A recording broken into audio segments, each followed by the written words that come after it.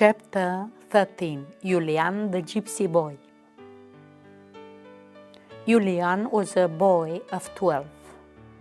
He wore corduroy shoes and he wore his father's boots. He joined the children's choir 2 years before. Until then, nobody paid him no attention.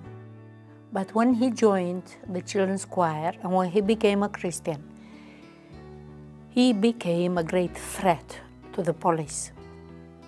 Julian became a very good friend of mine, and I loved Julian very much. He came every day to church and helped me to clean the floors, to dust the pews, to arrange the seats in the church, also to clean the carpets, shake the carpets outside. He also helped me to cut flowers, to change the water in vases in the church. So all the flowers were fresh and the water smelled fresh. Julian also, I taught him to read. I taught him to sing songs, so he learned all the songs from the children's choir, first from me, and then he also joined the choir, Zion Choir. There was a problem with Julian that he did not know how to read.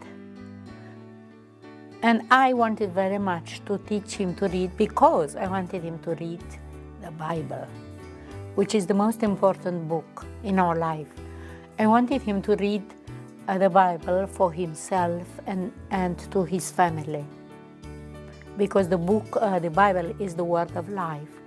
So I started to teach him to read using as an reading book the New Testament. It took me a long time to teach Julian to read correctly, especially because he added different sounds afterwards. So God so loved the world that he gave the only Son. So he added vowels after every word. Took me a long time to teach him to read the words correctly without any vowels added to the end of the word. But after 2 years, I succeeded. One day, Julian was having supper with his family. Now Julian lived 10 minutes from the Baptist church. It was the gypsy quarter. There were gypsies, some living in houses, and some living in tents with horse-drawn caravans. Now Julian, it was towards evening, and his parents prepared supper for him and for his brother and sister, who were younger than him. His mother made corn mash, and as she was putting the hot corn mash on the table, his father boiled the milk at the fire. And they brought the pot with boiling milk and put it on the table, and his mother poured boiling milk in the earthen vessels. And everybody was very happy. They were hungry. And they were very happy to have this food that was very, very loved food by them. But then, while they were eating, Julian's father started to talk. He had a black mustache and a black hat and mustache, a big mustache. And he told to Julian, Julian, there is great trouble. You should never go again to visit Genovieva, never go to visit her and help her, and never go to the children's choir, because we are going to end up in prison, all of us. And Julian stopped from eating and listened to his parents, and they continued. The police called the neighbors at the church. There were 2 witnesses, neighbors that live right there at the church, a woman and a man, and somebody else down the street. And they called them and they gave declarations that they saw you coming to the church every day. And they want to put you in great trouble. They want to arrest you. They want to say that she stopped you from going to school. But Julian's parents said they also came here, the police, and gave us each 100 lei. That was a lot of money for them. And they put us to write declarations that me, Genovieva, that I stopped Julian from going to school. So the parents said it's very, very great trouble, and they want to put Genovieva to prison because they will say that instead of sending you to school, she used you to help her in the church. But then Julian said, I like to go to church, and I like to go to Genovieva. I love Genovieva very much. And I love the children's choir. I cannot live without them. My life would be very sad if I stopped going to church and going to the children's choir.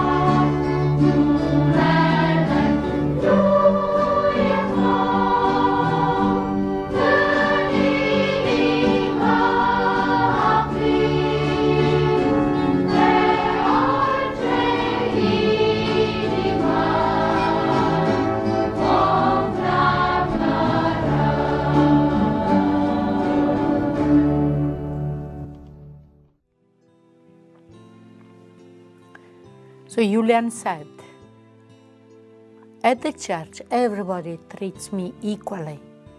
And Pastor Radu, a few Sundays before, he prayed for me by name in front of all the church. I was very, very happy that he prayed for me. And the parents said, yes, yes, yes, the police said, that he pronounced a blessing for you and a prayer that you would become a preacher for the gypsies. But the secret police consider that not a blessing but a curse, because they do not want a gypsy church. So Julian, when he heard it was so much trouble, he couldn't eat anymore.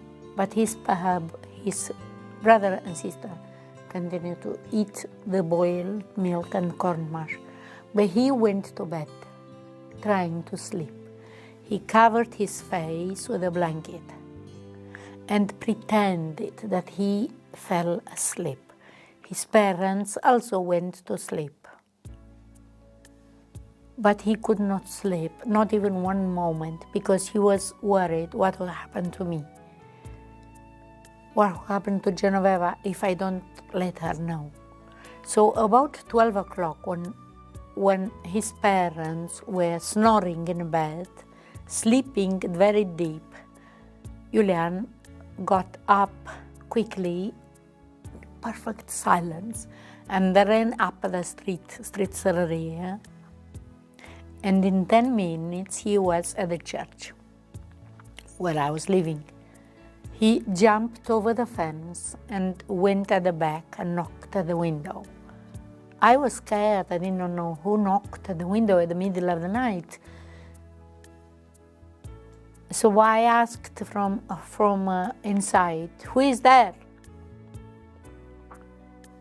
And Julian said, it's me, Julian. Open the door, I have to speak with you. So I opened the door for him, and then we started to speak. And he told me what happened. They said they want to put you in prison to trap you by having witnesses that I came to church to help you. They want to say that you interrupted me from school, but I never went to school, Genovieva, because anytime I went to school, the children spat on me, called me names, threw stones at me. And I never want to go to school anymore, but at the church, the children love me, they hug me, they let me sit next to them in the choir. So I prayed to Julian, and I said, the Lord promised that when we will be interrogated for his name's sake, he will give us an escape. He will give us answers. He will give us victory. So you need to trust the Lord, and I will pray for you very much. 2 days after that, the whole family, Julian's family, was called to the secret police in a room. There, the inspector of cults, Androni, who was a very evil man, they were all called there to testify that Genovieva interrupted Julian from school, and Genovieva should go to prison. So they had all these declarations, including Julian's parents, that I did go to help Julian came to help me, and I did not stop him from coming to church, to send him to school. So Inspector Andronic started to rebuke Julian. Genovieva, that girl used you to clean the pews and to clean the floors and to do the grass when she should have sent you to school, because a boy like you of 12 is illiterate. You don't even know how to read. So because of that, because she didn't send you to school and stopped you from knowing to read, she will go to prison. But Julian then said, but Genovieva never stopped me from going to school. And Genovieva taught me to read. She taught you to read. They all looked at Julian astonished. And Julian had a New Testament in his pocket. He pulled it out, and the read opened at John 3:16. And read with no mistakes whatsoever. And read, "For God so loved the world that he gave his only begotten Son to die, that whoever believes in him would have eternal life." Andronic and the whole group that was there heard that Julian read so fluently and so beautiful. And Inspector Andronic and the police said, "We didn't know that you knew how to read." So they said, "The trial is cancelled, go home." Julian was so happy that God gave him the victory, and the secret police had no way, no reason to imprison me. That evening, somebody passed by the gypsy quarter, and they saw Julian reading the New Testament to a lot of gypsies around the fire. And he read from the Gospel according to John. "I am the gate," Jesus said. "Whoever enters through me receives salvation. The thief comes to steal and to destroy and to kill. I am the good shepherd that gives his life for the sheep." And the gypsies listened to Julian reading the New Testament, hearing words they have never heard in their lives about the Good Shepherd, about salvation. And that evening, Julian went to bed with so much joy, but also he wondered, am I ready to die for the Lord, as the Lord died for me? And he went to bed trusting the Lord for everything.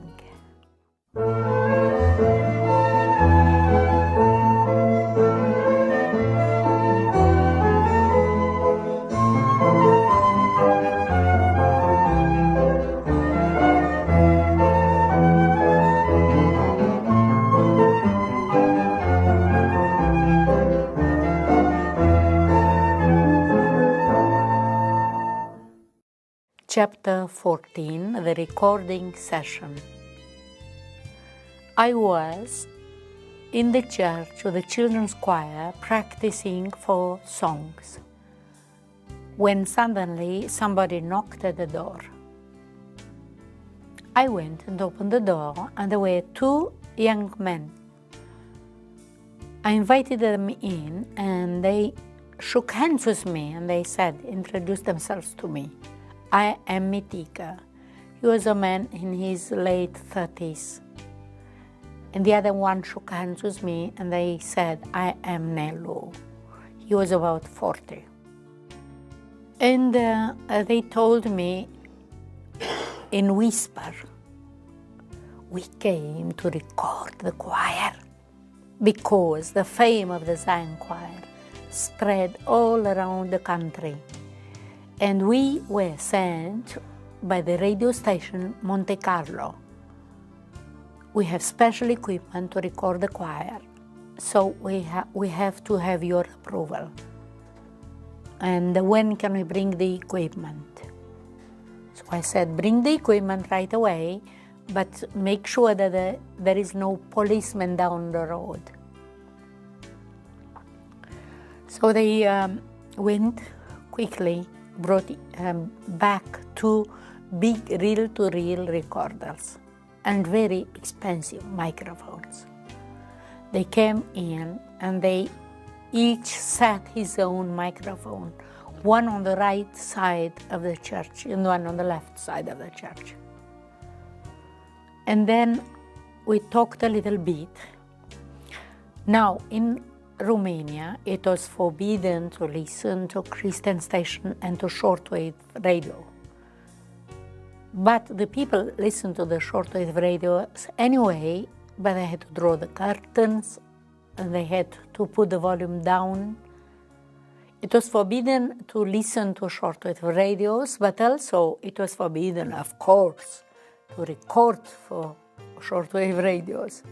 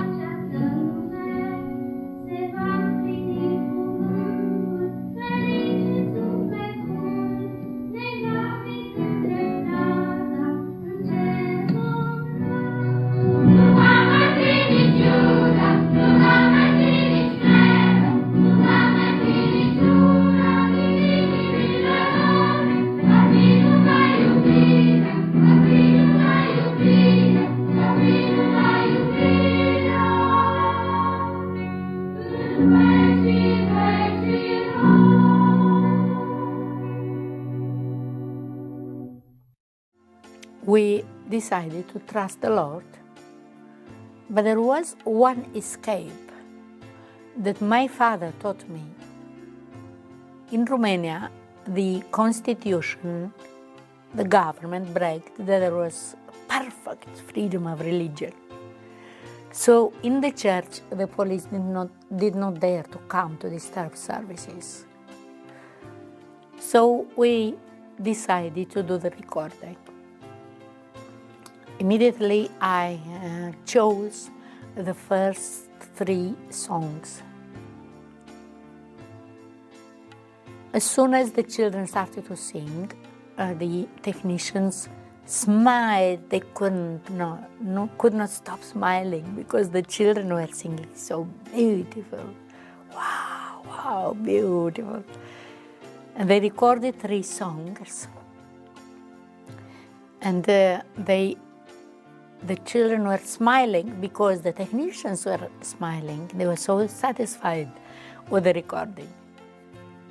Now I chose another 3 songs.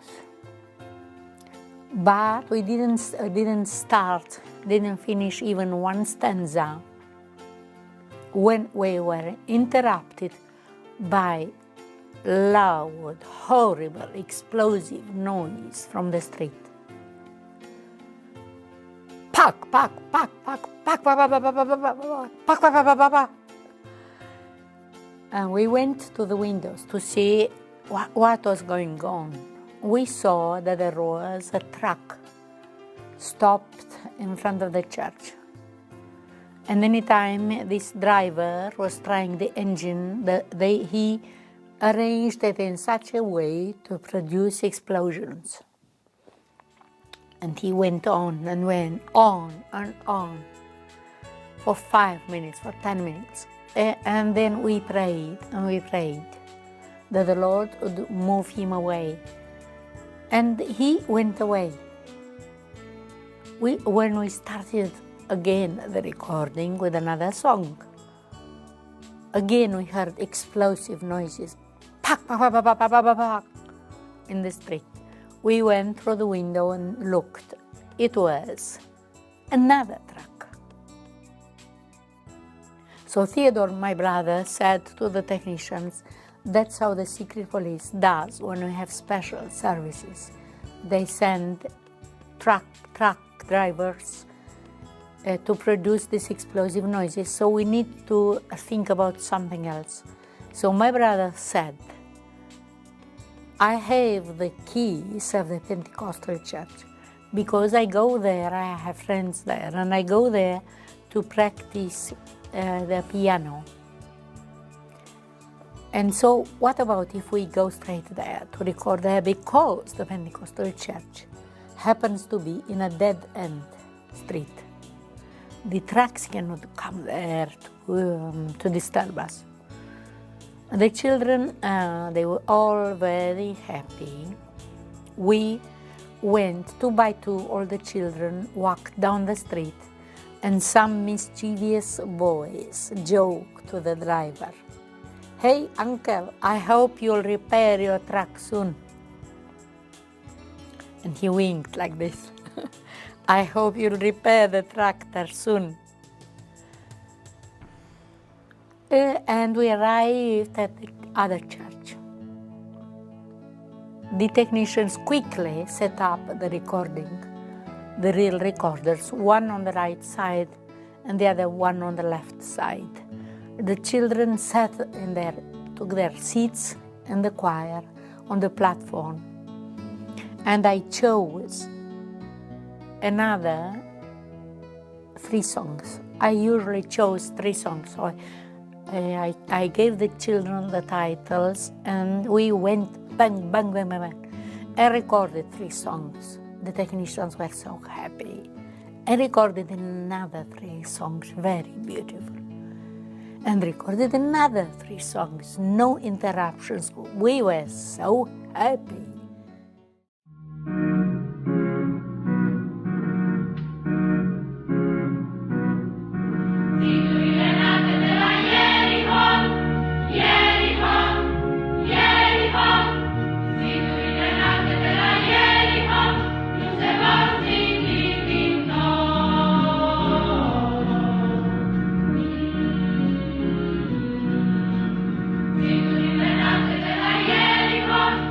Sigur,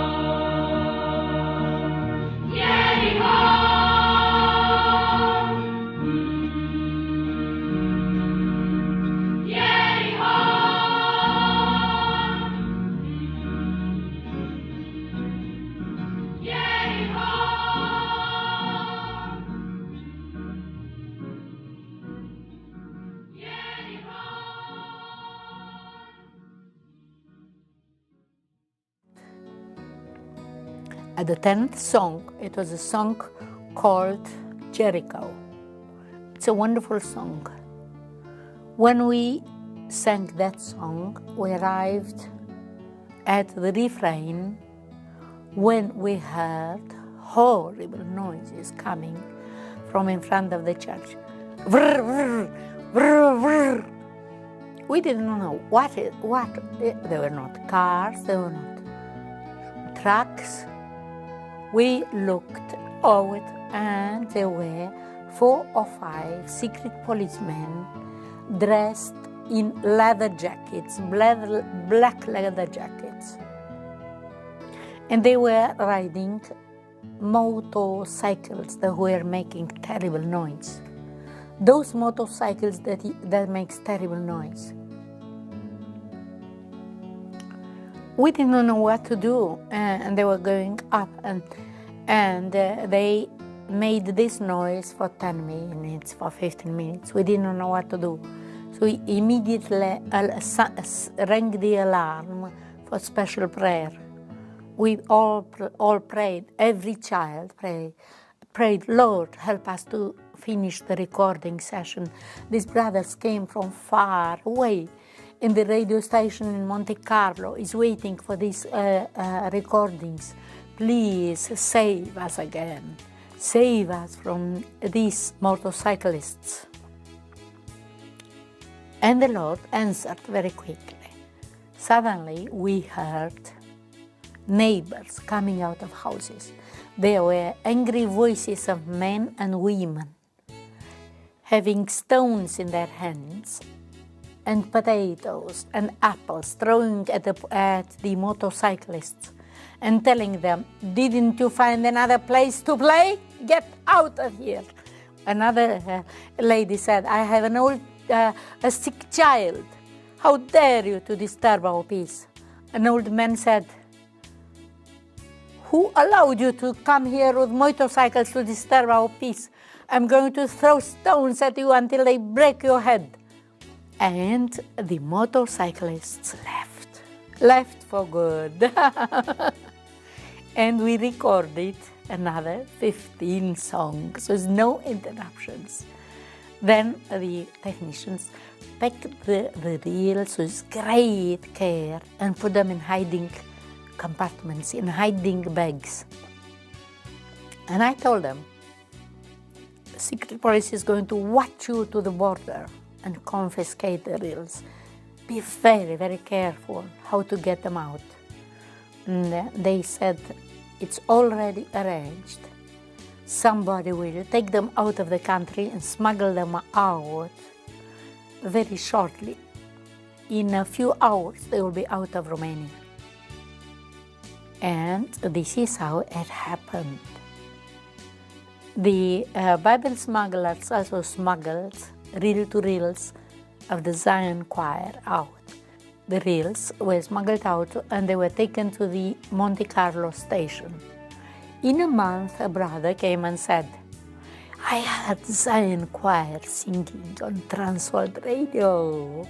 And then every evening somebody else was telling us, I heard the children's choir singing at the radio, shortwave radio. They sang so beautiful, so clear. And then not only that, another blessing came out of this, because they had this on reels and very well recorded. They made thousands and thousands of copies on cassettes.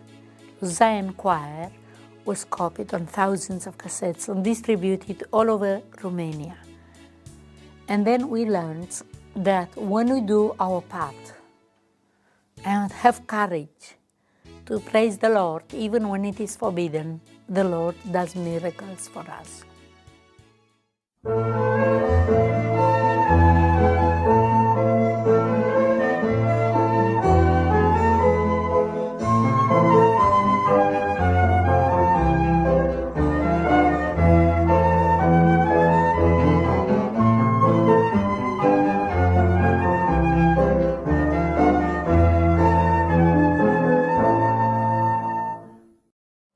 Chapter 15, the 3 codes.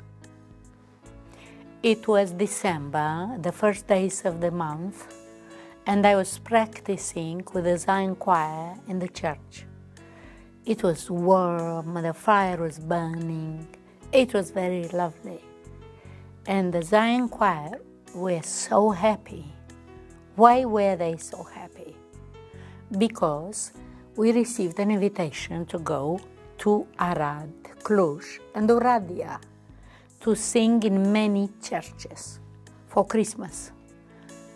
So they were talking about this trip, and they were boasting, and they were saying to each other, "We are going to travel by train one day and one night, and we are going to eat on the train." And the boy said, "My mother will make hamburgers for everybody." And the girl said, "My father will buy apples for everybody to have on the train." And the little girl said, "But my mother is going to make kozonak bread, sweet bread with raisins, and we use nuts. And all the children will have wonderful food on the train." I looked at the children, and they were so excited about the trip. But there were 3 girls that were not excited at all. Cornelia was sitting in the choir on the second row. She was very sad. Her sister sitting next to her was also sad. And there was another girl, sad, a girl, Gabi, sitting in the 4th chair in the choir, 4th row.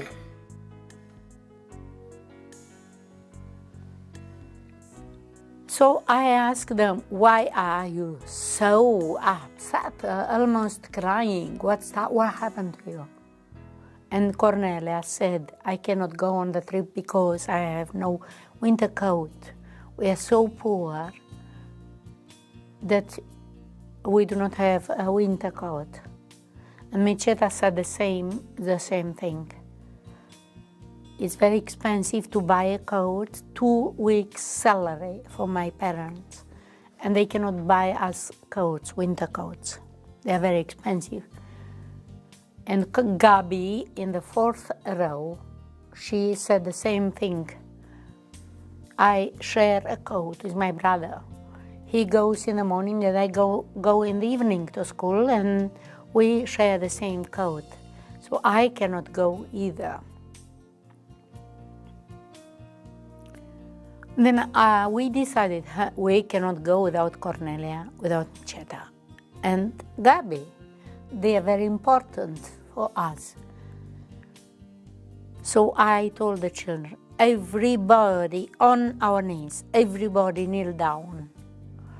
And I knelt down, of course, to the children, because when you will have a problem in your life, when you kneel down, God will hear you quicker. He hears you sitting down and standing up.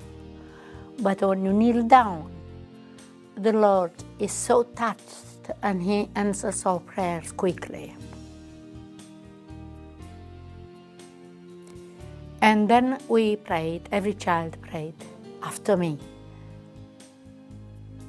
So they repeated me a prayer. And I prayed, "Father in heaven, please, we want to go on our trip, or we cannot go without Cornelia, Miceta, and Gabi. Please send us winter coats for them. And we just trust you for this prayer. And that's all, and we are waiting for your answer." And we closed in prayer, the children went home, and then we had practice every day for the trip. And the girl, a little girl, Laura, she was 6. She asked me, "Genovieva, did the Lord send us the 3 coats that we need?" "No, not yet," I said. And another boy said, "But would the Lord send us the coats in time for the trip? What if he sends them one day later? Well, I said, no, God knows when we go on the trip. He will send us just in time for the trip. But I had no idea how to get this trick out.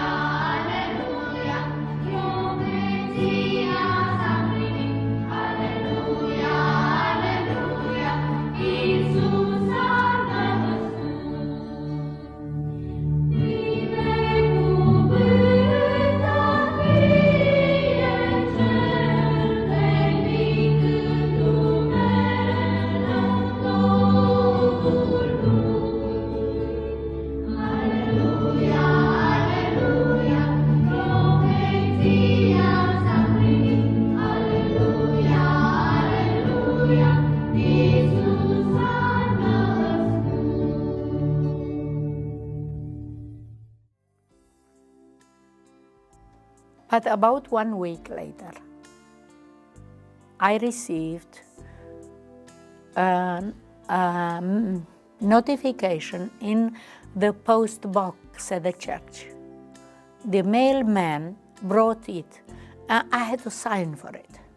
I signed, and it was written Sărărie 32, Street Sărărie, number 32, and it was also written for the children's choir. Sign.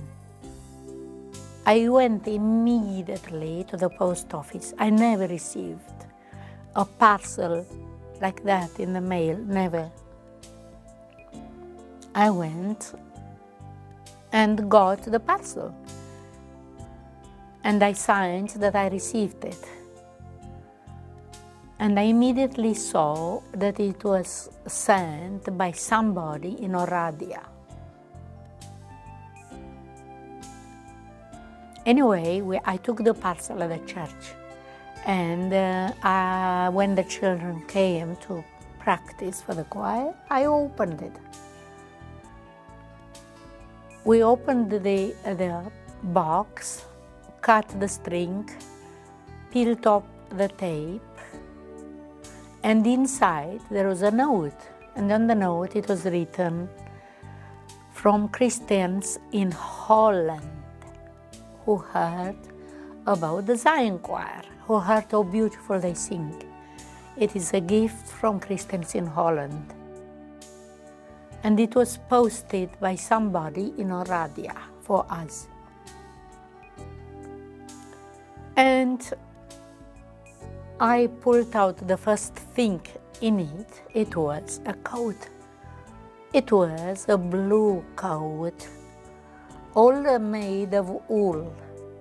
It was thick, and it looked so beautiful. I quickly gave it to Cornelia, and I told her, try it, Cornelia, to see if it fits you. And she tried it on and started to jump up and down, up and down. And she said, it's perfect, my size. And it is so warm and so beautiful. Then I pulled out the second thing in the box. It was a green coat. And I gave it to her sister, to Miceta. And Miceta put it on. It was a very beautiful green coat, very thick and warm, new. And also, not only that it was green, but it had red buttons. Green and red, they went so well together. She put it on, and it fit her wonderful, perfect size. She also jumped up and down of joy. Then I pulled out the third thing in the box, and it was a brown coat. And it was not only a brown coat of wool, thick wool, but this brown coat had a white color, fur color. It was a beauty, and I gave it to Gabi. She tried it and said, it fits me perfectly. And the fur, white fur, it's so beautiful, and the brown coat is so warm. And we were amazed and knelt down.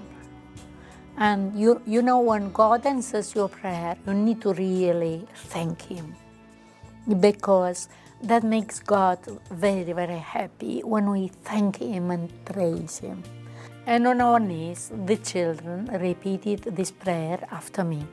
God, thank you, Father, that you are so good and faithful, and you sent us coats so the girls can go on our trip.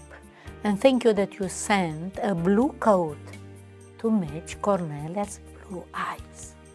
And you sent a green coat to match Micheta's green eyes. And you sent a brown coat to match Gabi's brown hair. Now we are so happy, and we can all go on our trip.